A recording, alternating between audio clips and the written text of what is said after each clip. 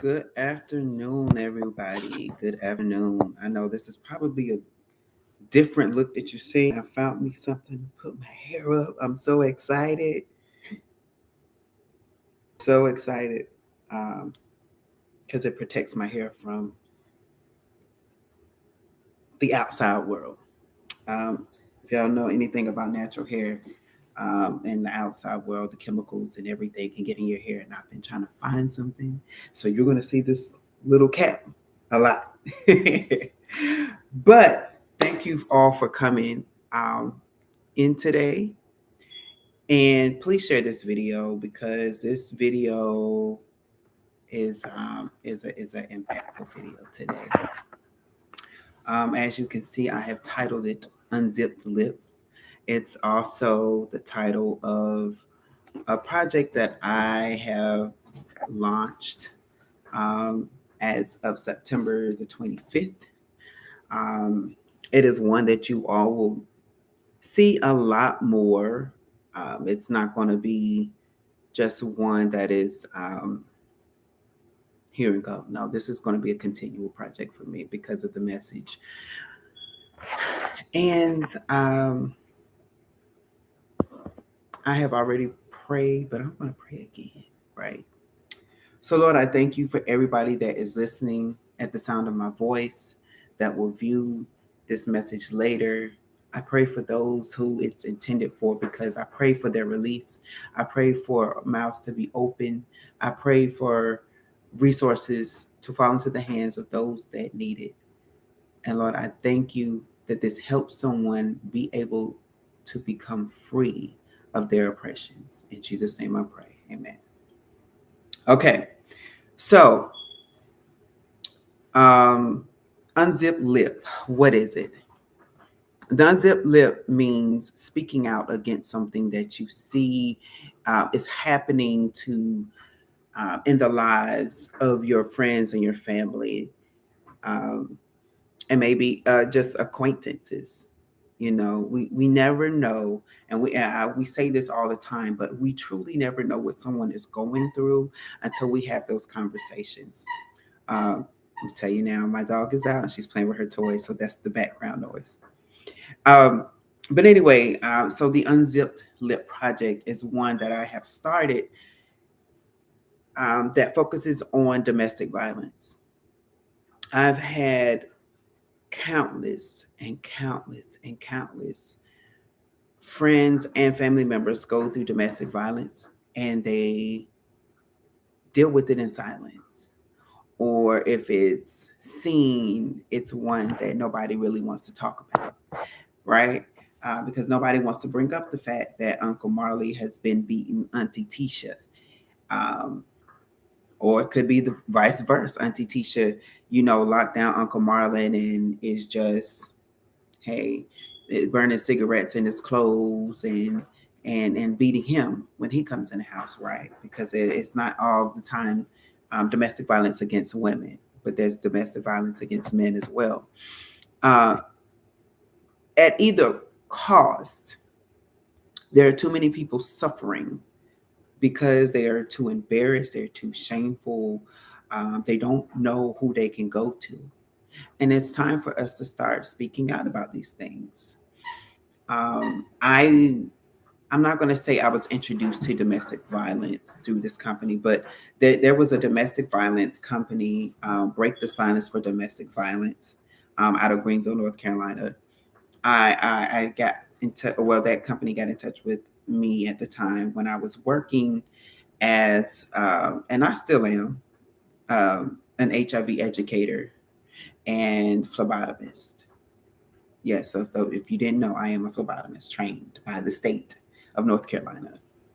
But anyway, she began to ask me, did she think it would be a great idea for us to come? And I said, sure. And I began to run some facts by her, and she said, yes, I need you all. So today is going to be factual, but it's going to be teaching and it's going to be empowering, right?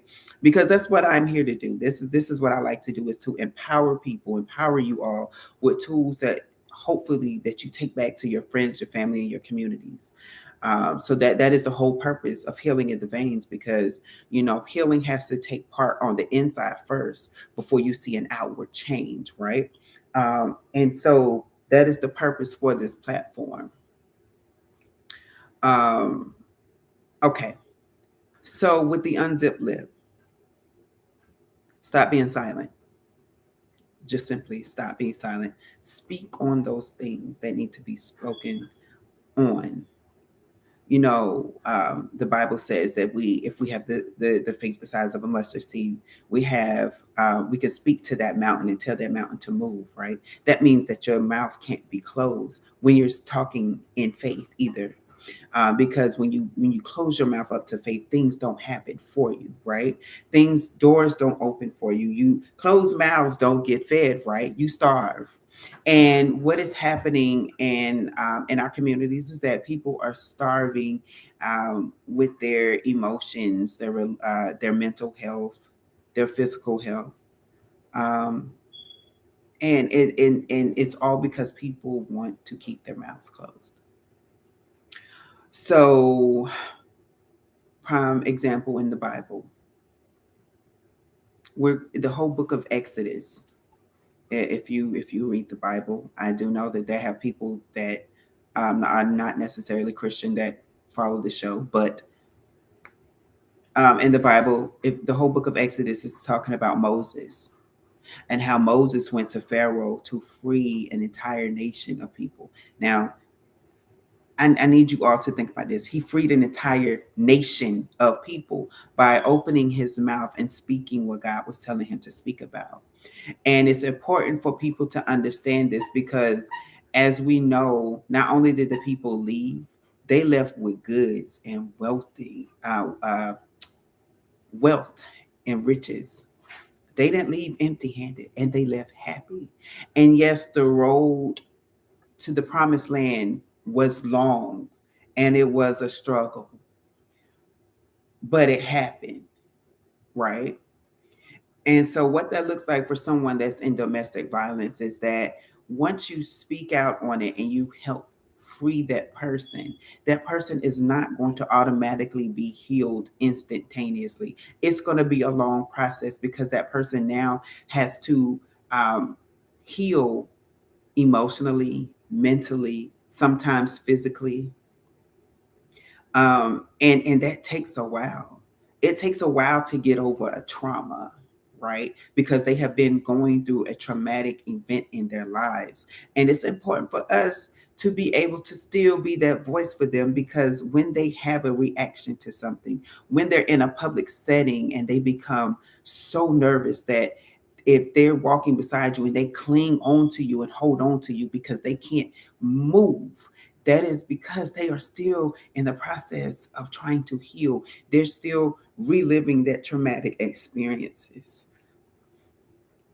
I have some friends who their mother was well known. She was a nurse, and her husband beat her so badly that she just stopped talking to people. Like, she talked here and there, but she lives because she's still around, right? She lives in silence. I've seen her laugh, I've seen her, and I've seen her, have fun, but it's still in a silent demeanor. Um, I have had friends in college um, that had boyfriends and it was going all right, and till it didn't go all right. And I used to jump up and say, "Where yet? Let's go. I gotta fight because nobody hits my girls." And they was like, "Brian, this person is this person is on this team, this person lift weights, and they will beat you up and you get a black." I will get a black eye for a friend of mine because I need that punk to understand that you don't hit a woman. You don't hit a woman. I'm sorry. I just don't condone that at all for anybody for any reason. Especially if you said in the same breath that I love you. Love don't hurt. And that's a typical message, but love don't hurt. It should not hurt. If love hurts in any type of way, whether that is mentally, physically, emotionally, in type of way, well, emotionally you can't get hurt because of other things. So I'm not gonna do go say emotionally like that. But if you feeling like if you're being manipulated, if your emotions are being manipulated, then that is the relationship that you need to get out of. Let me put it that way. But at all cost, it even that will to get beat up was because I witnessed it um, in family members. I'm just gonna say that when I was a kid, people may not realize how much a kid actually sees and understands. But I was one of those baby geniuses. I'm not afraid to say that because the same mindset that I had back then is the same. I'm not going to say mindset, but the way I thought as a kid, and I'm talking about 2 years old, is the same thought process that I have now. I always analyze. I have been an analyzer since I was a baby. I will analyze things, and I may not say it because at the time I didn't have the words as to what I was looking at. But now I'm an adult and I have those words and I know exactly what I was looking at. And I remember not being able to say anything to comfort the family members, but I saw the bruises, I heard the tears, I heard the talks, the whispering talks that families like to have. Um, but I didn't forget that those family members went through that. So I always say, and I've always said that I am a male feminist. No, I'm not perfect when it comes to that, and I gladly accept my female friends, my women friends, however you identify. You know, if I do something wrong, if I say something wrong, let me know because I will take it. Like, okay, I stay corrected, you know. But my thing is I have always and will always stand up for, because that has been the strong presence in my life, is the women in my life, and to hear their stories and to see their victories of how they overcame those things helped me to understand that I, as a black man, have the opportunity to use my voice. I can't be silent and watch it happen. I even remember taking a school trip once, and a friend of mine was dating another friend of mine, and he threw a bottle at her when we were on a trip. I never forgot that. That made me look at him a different way. Um, and I remember asking her if she was all right. She said she was all right, but I knew besides her pride, she was hurt. She was hurting. Um, And for me, I said, if I was him, I would have never even thought to do that because her dad was in the military. Come on. You want a staff sergeant in your face and you only 16, 17 at the time? You bold. But there are some bold children out there. Okay, there's some bold teenagers out there, and so when I'm talking about this particular topic, I'm not just talking about adults, because domestic violence and teen relationships are real.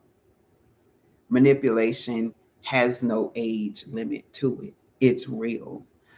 You can be manipulated by different amounts of people, but if the person feel like they don't have a voice, they shut themselves up. They keep quiet and take the abuse over and over and over and over and over and over and over again. And sometimes it doesn't always end in the way that we would hope it ends. Sometimes it doesn't end in victory.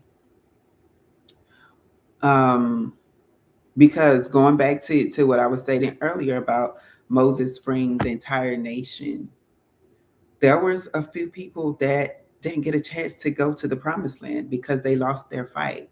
They lost their that that trip. They lost faith and hope. And so they did things that they wanted to do in their own way. How that translates is, instead of getting the mental health that you need or that they need, people will often self medicate. They will turn to drugs and alcohol. They will lash out at people. They will treat people that are truly trying to love them as if they're the worst thing that they have ever seen. And it's not because that the person is loving on them. It's just that they're not used to it. They're used to getting beat down and talked down to. So they will rather lay in that. They will rather continue to be stuck because being stuck is all they know. I had a conversation with a friend once, and she began to tell me how her boyfriend at the time was beating her, give her a black eye a few times. They would go out to eat. He would make her pay, knowing that she had to use that money to get to back and forth to work. And she couldn't hitchhike a ride because he wouldn't allow that. And then as they were in the process of breaking up, she met someone else. And she said, he's a great guy, but, he's too good for me. And I'm like, well, what does too good for you mean? She was like, Brian, I'm scared. I've never had that. I'm used to people talking down to me. She grew up in a household where she witnessed domestic violence as well. I should say that too. So she truly was not used to being loved on and cared for. She talked to me and was literally in tears saying, I could see, and these conversations were over a few months. So, like, let me go ahead and say that these weren't just weeks and days; these were over months. Um, and she began to say, I can see him being good for me because he makes sure I'm taken care of. I don't ask for anything, and he makes sure that my gas tank is filled up. He makes sure that I have food. He makes sure that I get home safely. Like, he follows behind me, and then he goes home. That type of relationship. And I even said, do you go on a double date with someone else to get a second opinion? She said, no, it's not that. It's just that I'm truly am not used to that. So it let me know then that domestic violence is when you're dealing with domestic violence, it is something that you have to retrain your brain for. Um, because it's a mental stronghold, right? And so that's why I said in the title, we have to help people get rid of their strongholds, because domestic violence is a mental thing. And the Bible, yet again, says, um, that the devil is the prince of the air, meaning that, okay, I'm going to give it to you how I'm hearing it, meaning that he is traveling through the airwaves. He's traveling through the airwaves. There's different shows and different music that talk about domestic violence, and people say, "Oh yeah, that's a good song," right? But are you truly getting the message? Because in the airwaves, there's also songs that will allow people to empower people to manipulate and harm other people as well. Um, Devil travels through your mind. He wants to play tricks on your mind, and because he wants to make you think that you can't get out of something that you can. He wants to make you think that you are powerless. He wants to make you think that nobody is there for you. Kelly Rowland's Dirty Laundry, she mentions it. She talks about it. Yes, I'm bringing up all the musical things that are out there. She talks about how she was in an abusive relationship and how he was saying that, your sister will never be there for you. You wasn't even good enough for your mother. She gave you up. And she said, but she finally came to and realized her moment. that those were all lies that he had told her and made her believe were true. And she put it out there so people can understand that you can look like you on cloud nine, but when those cameras aren't on you, when you cut off your phone from your social media, when you're unplugging from your friends and your coworkers, you could be going home and living in a life of hell because you don't know how to get out of that situation. And there could be people that can help you get out of that situation. And if you are a person that is seeing someone or knowing someone and you see the cues, and if you don't know the cues, learn the cues because there's a lot of information out there that teach you what to look for as far as domestic violence. Like if you know that your friend is always a friend that's always going out and hanging out with people and then they get in this relationship and you haven't heard from them in months, baby, that's a red flag. That ain't just, oh, they all on stuck on their relationship. Not all the time that is true. Now it may be true in the beginning, because that what they call it, the honeymoon phase. And the honeymoon phase is, everybody wants to be all in each other's face and lovey dovey. But baby, after a while, I would say a month and a half to 2 months, because the person got to get time, find that new flow and how things go. If you haven't heard from your friend, baby, you need to go check on your friend. You need to go do a house call. You need to see how that person moves in their space when they're around that person and when they're not around that person. You need to see if y'all can have an outing, just the two of you or three of you, however big or small your group is. You need to see if y'all can go do that. And if it's not a work related thing or family related thing, start looking into it. Um, then there was the times when I've had some of my male friends to actually be in abusive relationships. And I'm talking about the friends that I have a friend that said, I don't like people though. That's fine. You don't have to like people, but you know how to be Superman. You know how to be Superman. I'm not gonna play with you. But but I've had male friends who, I mean, and like, how you have those friends where you don't talk for a long time, but then you come back into each other's life and you pick up where you left off. Well, this particular time, this friend we picked up where we left off, but he moved differently. And because I knew him, I said, "What's wrong?" And he was like, "What you mean?" I was like, "You're off. How you talking to me is off. I don't hear joy in your tone at all. It's off. Talk to me. What's going on?" And he went outside to go have a conversation, and he never goes outside. He began to tell me what he was going through. He began to tell me how he was in the emergency room for weeks, and I didn't know about it. Began to tell me how he and the person he was dating at the time were in constant fights. Um, the person was coming home, even at one point, holding up a gun to his head. I was like, oh no, we don't play that. I will move you out before I let you go through that. Um, and eventually he got out, and it actually pushed him to move out of that particular town. And now he's doing better, thriving.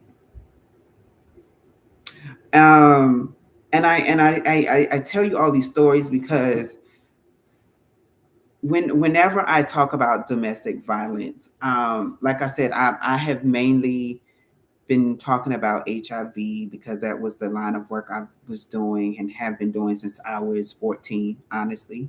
Um, and But in the process, it doesn't mean that I never saw it. And so now I'm going to give you some facts about HIV and domestic violence, because you have to realize when somebody's in a domestic violence um, relationship, whoever that person is literally controlling that person, right? And so if that person is controlling someone, that means that they're going to make them stay home while they go out doing what they do, right? And we don't know what that person is doing. That person can be shooting up. That person can be having unprotected sex with multiple amounts of people. And what they are doing is bringing that back home to that person that they are making stay home, because they don't know, they can't leave the house because they're playing mind games. In fact, I'm going to bring up P Valley, because I'm very thankful for P Valley. If you, I know there's a lot of people who say, "Oh, I'm not going to watch it because they got too much sex and stuff." But what one thing I'm thankful for P Valley is that P Valley shows real time things that are happening. And so, if anybody, I forgot her government name, but they call her Mississippi. She's going through a domestic violence case now where she's being manipulated. And then we're talking about with that, even with hers, it's a racial manipulation. Um, there's racial factors that's taking place, but she can't move because they have children. And so when children are involved, it's even greater. It's an even greater process to leave, because you got to make sure that you have the things for the children set up.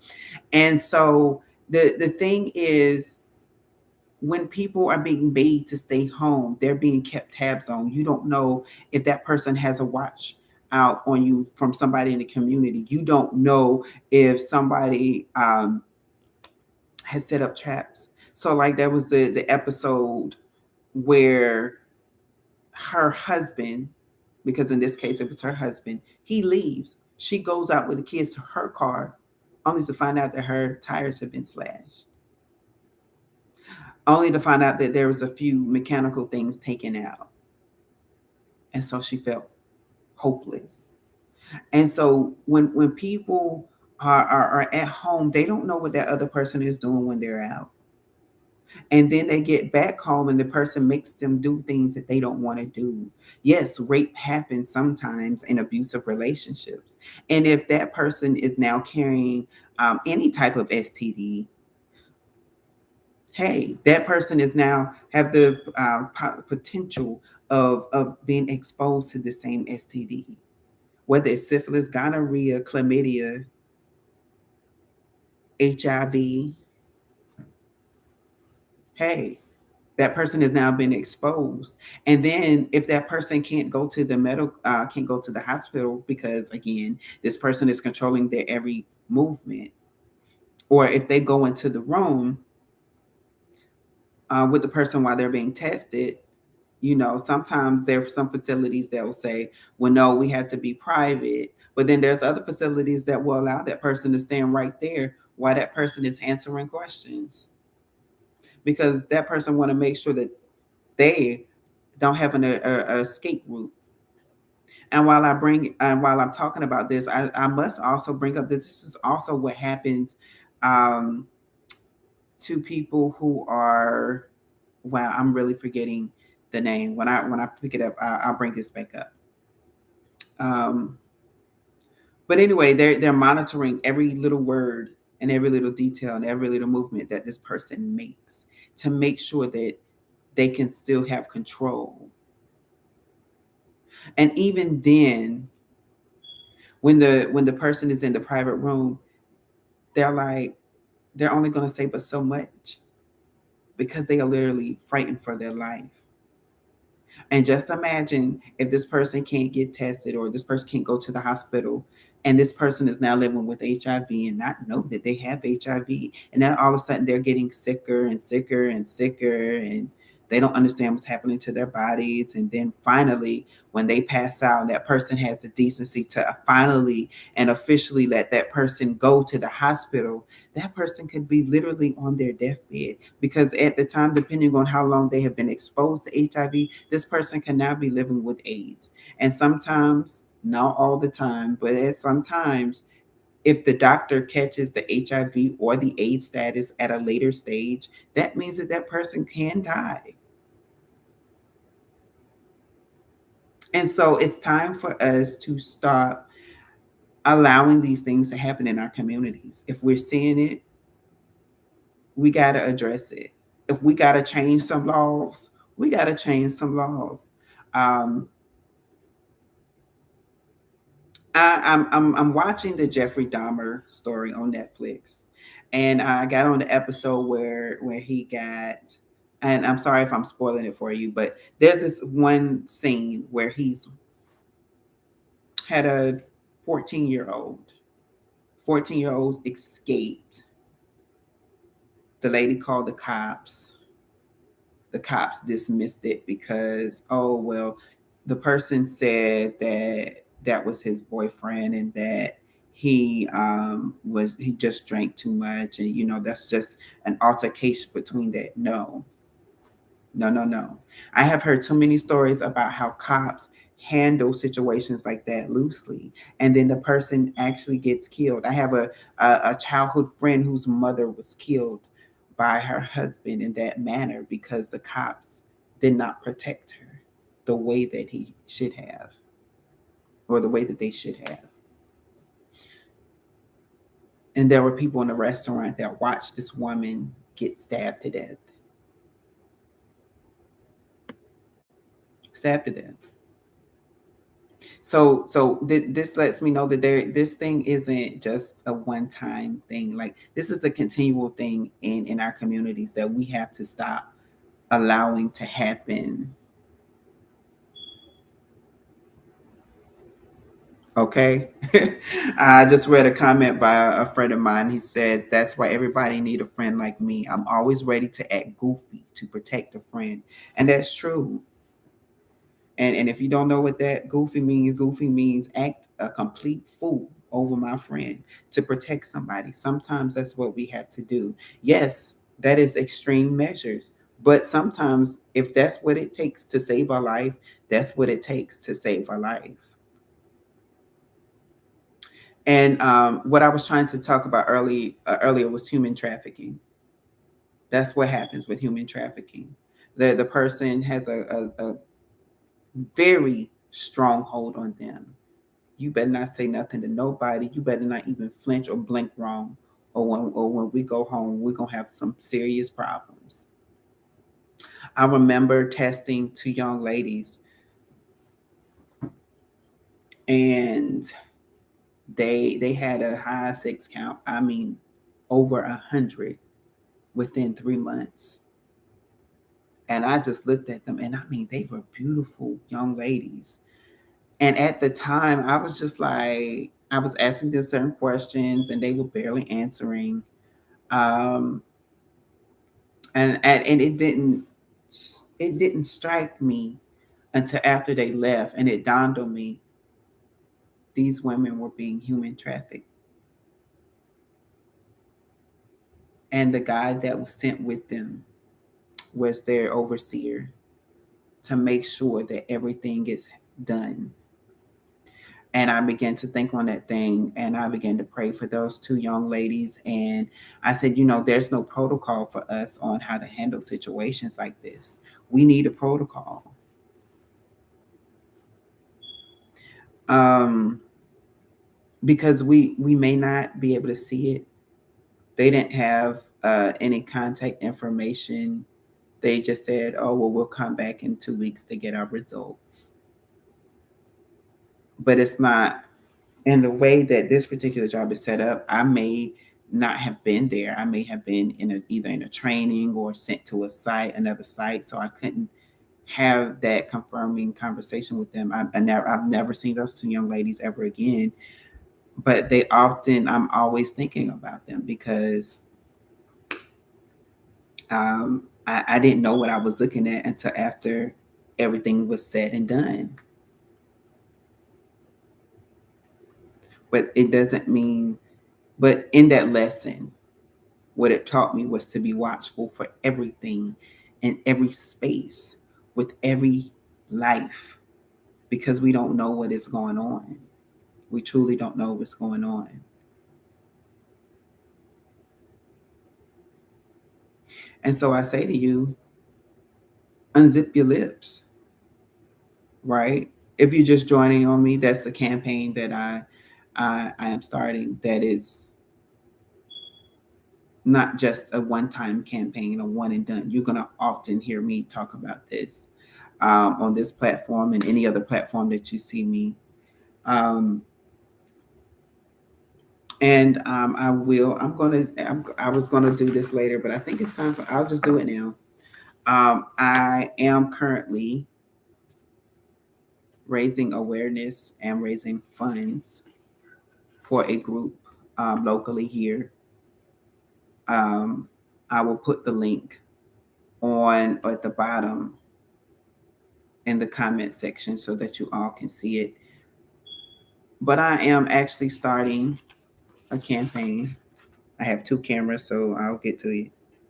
So if you scan the QR code, whatever you buy, whatever you purchase, or if you don't want to purchase anything but you want to leave a donation, scan the QR code. It has my contact information. You will not pay any money until you speak with me. Proceeds are going to a local shelter that helps with domestic violence. And if I raise enough funds, hopefully I will be able to split that even more and donate it to two domestic violence shelters. So if you've seen this floating around, if you've seen this on my page, this is what it's for. Um, because there's a lot of resources that there's a lot more resources that need to take place as it pertains to domestic violence. And then there's communities of people where there are barely no resources and there's nobody talking about it. Um, I've had a friend, trans woman, that was killed in 2020. I did, in fact, she was the lady. I want to say she was the one of the last two deaths of 2020, and she was put on national news. And I did not realize it was her until um, her picture started floating up on my Facebook, and I was just like, wow. And so they said that it was a trans related death. Trans women are being killed. That is correct. But they're being killed based on domestic violence cases. I'm just going to be real with you all out there. These men know what they're getting into. So they will say, I didn't know. But the women that I know, the trans women that I know, or the women that live the trans experience, however they say it and however they identify, they let people know because they don't want that problem. These people know what they're getting into, they know what they're setting themselves up for. And then when they can't have their way, they begin to use abusive tactics. Abuse is control. Control is also related to witchcraft. I'm just going to let that sink in for a second. So when we're talking about mind control, witchcraft, domestic violence, kind of all equates to the same thing because you're getting people to do something against their will and you're putting your will on them. Um, so again, it lets me know that there's a deeper issue going on because these men that know what they get themselves into have something else going on the inside that they haven't dealt with. So now we're talking about mental health issues, traumatic experiences that these communities that communities of color are not addressing, that are not speaking about it. So domestic violence is also a mental health issue. And I said that earlier, but it's a mental health issue for the abuser as well as the person that's being abused. And so when we're talking about opening our mouths against domestic violence, we also must talk about mental health and how that needs to be addressed in all of these communities. Baby, if you see somebody that's always going through a relationship, they're always having a relationship, that means they are carrying around baggage that they have yet to unpack. Because nobody should jump from one relationship to one relationship to one relationship to the next within 24 hours. It's not healthy. And it's producing toxicity for everybody, because people who have toxic traits leave a toxic thing to someone else unless that person is mentally strong and mentally well and know what they're dealing with and are able to put that boundary and say, baby, I'm sorry, I don't know what you thought this was, but this is not what it ain't. As a friend would say, and this ain't what you thought it was going to be, because I'm gonna shut all of this down, right? And so we must get in the habit of pulling people aside that have these anger issues. Baby, you need to go talk to somebody. I'm not bringing any of my friends around you until you go see somebody. No, you can't live on my couch until you go see somebody. No, I will not give you a ride, because I have been talking to you about this issue for a while and you refuse to do your part in your healing. So until you decide that you want to heal for yourself, no, I am not helping you out in any way. Because sometimes the abusers need to hit rock bottom. And then for those that have been abused that refuse help, we have to continue. If everybody will address the issue and say, baby, you need to go heal yourself. Baby, you need to go get some healing, because what you've been through, mm-mm, you can't handle that on your own. You can't nurture yourself back to health, because you're nurturing uh speak it stop working 2 months after you was in that relationship. And baby, it's going on 6 months. It's been a year. It's been 3 years. It's been 10 years. Baby, you can't heal yourself right now because your speaking is not working the way it should. I will walk with you and I will hold your hand to get some healing, to get the counseling that you need. Um, but I'm not the one. I can't heal you because that is not my profession now, unless you are a mental health counselor. I mean, you can't counsel your friends, but you can help steer them. But the only thing you can do is tell them, baby, I will lead you to the water, and I need you to drink this water. And if you refuse to drink this water, I can't help you until you are ready to be helped. But until then, you got to speak out on everything.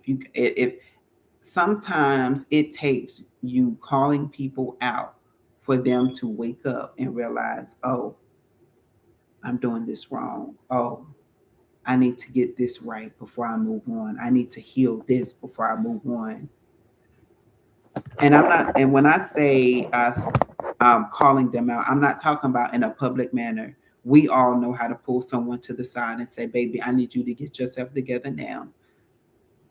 I call that I call it, anytime I hear that or see that, I think about our mothers who will pull you to some. If you don't get your act together, I'm gonna pinch you. You gonna sit in the corner. You gonna get your butt.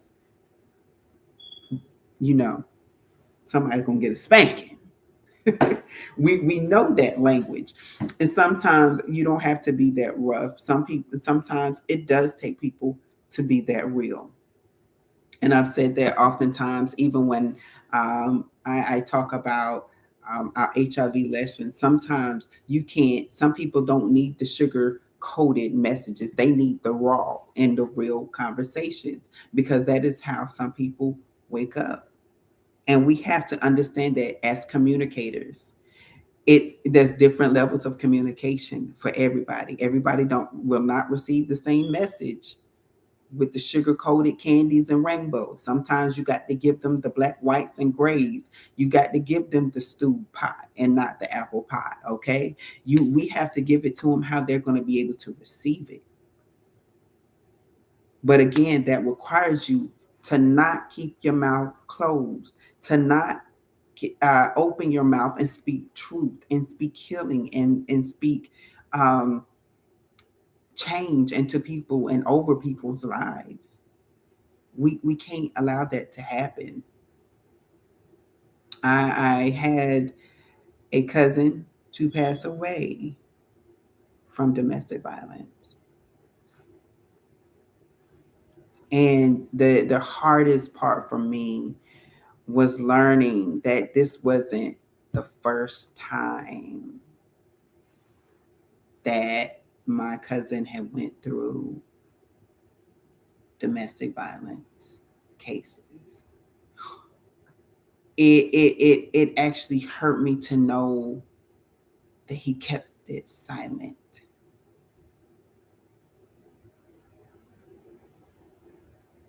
Not hidden, just silent.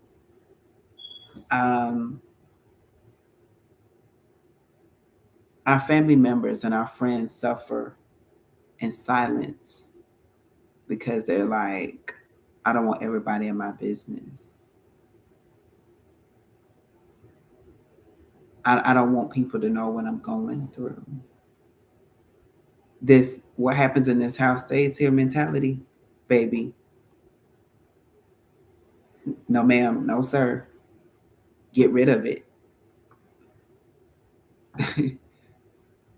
If it's something toxic, if it's something that is not producing you wealth, baby, that should be the only time you open your mouth and you spill your guts. Because sometimes we are connected to resources or people in your network or in your connections may have the resources to help you get out and help you grow. And so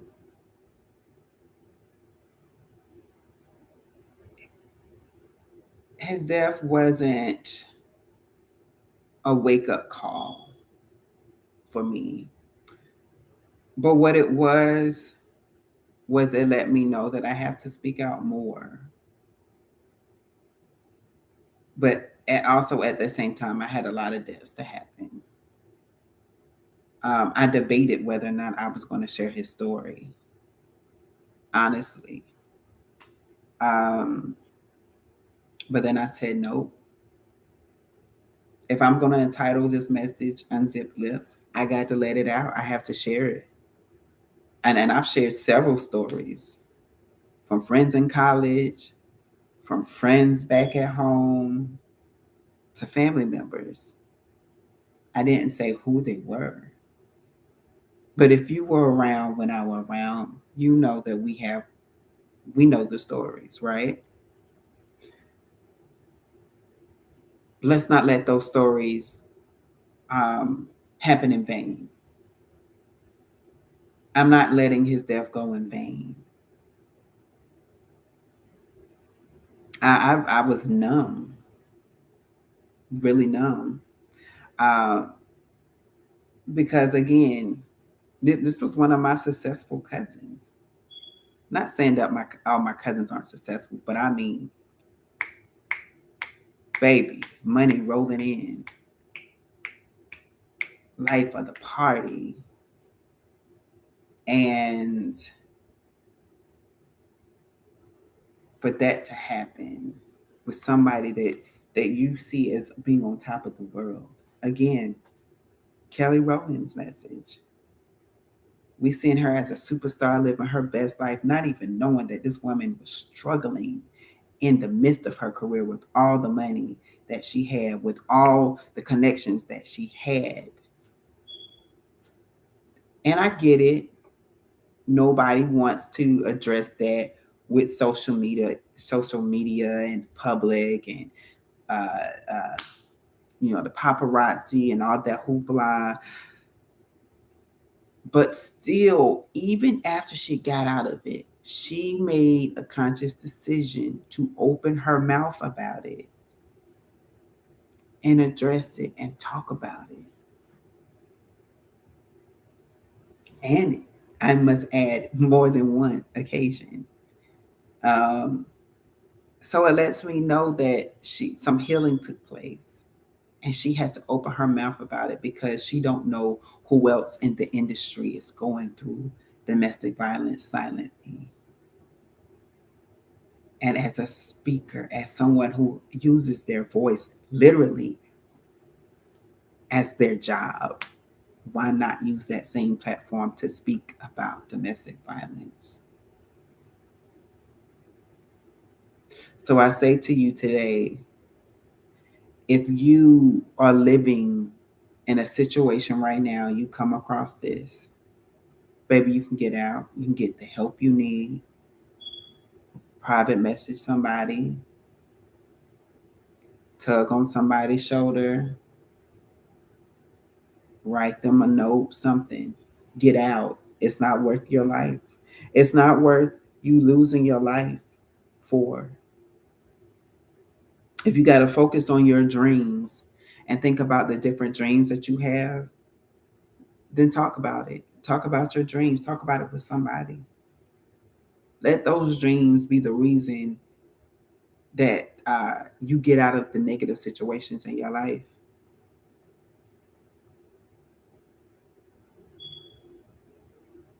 And if you're someone who knows someone, again, open your mouth about it. If you don't know how to help that person,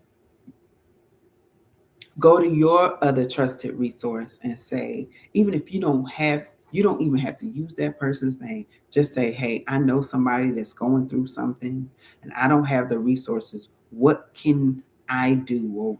Or what can you help me with to help this person come out of their situation? What can you do to help? What can you do on your end that can help me help my friend, or help me help this person in my life, help me help this person that's a family member come out of their situations? We have to be these modern day Moseses.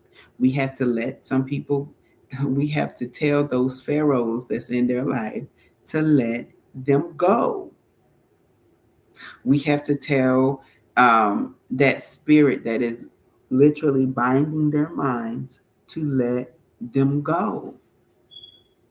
We have to command those evil and negative forces and evil and negative spirits that is around them, that is saying, you can't, you won't, you will never, and tell them to shut up, because they can, they will, they must, because it is a necessary need for them to live and thrive peacefully. I'm going to leave a scripture with you all. It's Psalm 16 and 8. And it reads, I know the Lord is always with me. I will not be shaken, for he is right behind me. Excuse me, not behind me, beside me. And when God is right beside you, he will always lead you to some sort of victory. He will always allow someone to cross your path. So don't take that path. Do not take that path lightly. Take it seriously, because we need to understand that sometimes the help that we need may not always look like what we envision it to be. But when that help is there and you need to come out of some things, and you need to get out of some things, and you need to make sure that whatever situation that you're in, as it pertains to domestic violence, mm-mm, you got to come out of it, because you got to live. And again, um, it's happening in all of our communities. So whether or not you agree with somebody's life, I'm not even gonna say lifestyle, because that word irks my nerves. You don't live a lifestyle, you live your life. But just because you disagree with how someone lives their life, that doesn't mean that you keep your mouth if you see that they need your help. Again, I have told you about cases with women, men, and even in the transgender communities.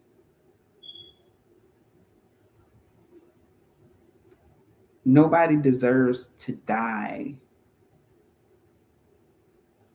because somebody else kept their mouth closed. Nobody deserves to be taken off of this earth